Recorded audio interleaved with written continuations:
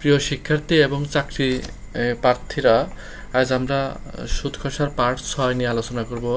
যারা পূর্বের ভিডিও এখনও দেখেনি তারা পার্ট বাই পার্ট দেখে নেবে। আজকে সুদের পরিমাণ 2 গুণ 3 গুণ 4 গুণ থাকলে সুদের হার আমরা কিভাবে বের করব। এখানে শর্টকাট সূত্রটি হলো শতকরা হার সমান গুণ -1 ভাগ সময় গুণন 100। এখানে গুণ বলতে 2 গুণ 3 গুণ, এখানে সেই সংখ্যাগুলো এখানে প্রয়োগ হবে। অথবা আমরা এই সূত্র অনুযায়ী করতে পারি আমি আর পারি না ভাগ 100, অর্থাৎ রেট অফ পার্সেন্ট আই গুণন 100/PN। তাহলে এখানে 3টি অঙ্ক রয়েছে।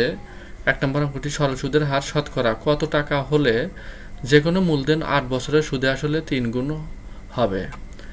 সেক্ষেত্রে আমরা শতকরা হার এই সূত্রটা আমরা প্রয়োগ করব।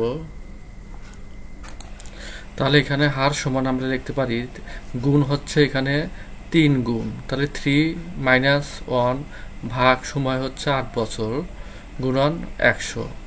3 থেকে 1 চলে গেলে 2, 2/8, 2কে 8 দিয়ে কাটলে 4 2 8, 4 দিয়ে 100কে ভাগ করলে 4 25 100, অর্থাৎ 25%। তাহলে এখানে আমরা বাকি অঙ্কগুলো এই সূত্রের সাহায্যেও করতে পারি।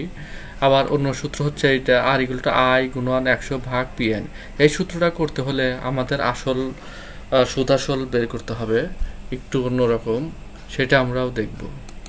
তাহলে আমরা অন্য নিয়ম এখানে ধরি আসল হচ্ছে 100 টাকা। তাহলে সুদ আসল বের করতে হলে এখানে সুদে আসলে 3 গুণ, তাহলে 100 গুণন 3 300 টাকা।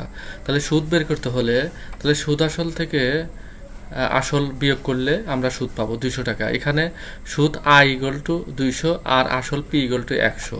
তাহলে এখানে আই পি এবং বছর হচ্ছে 8 বছর। এখানে মান বসালে আমরা এই রেজাল্টটি পাবো।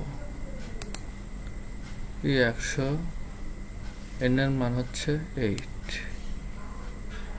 তাহলে 100 কাটা যায়।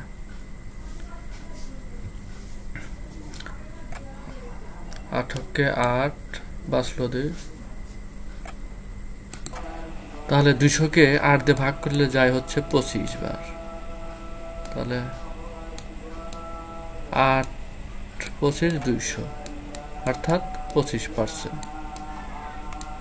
তাহলে এখানে আমরা আসল এবং সুদ এখানে মান বসালাম, আর হচ্ছে এন এর মান হচ্ছে 8।